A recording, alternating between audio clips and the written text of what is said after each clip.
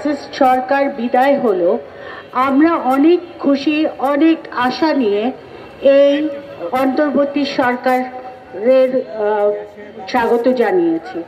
কিন্তু আজকে এই 1.5 বছর পরে আমরা কি দেখছি? আমরা দেখছি সবখানে আবার হাহাকার, আবার অরাজকতা এবং প্রত্যেক ঘরে ঘরে আতঙ্ক। এখন আমাদের প্রশ্ন হচ্ছে যে এখন আমাদের যে প্রত্যাশা ছিল এই সরকারের কাছে, সেটা কি হলো? তারা এটা নিয়ে কি করলেন?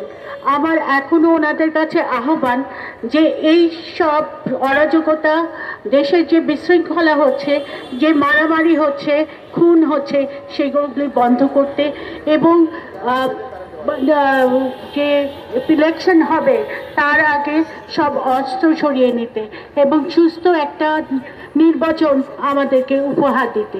এই বলে আমার বক্তব্য শেষ করছি। আসসালাম।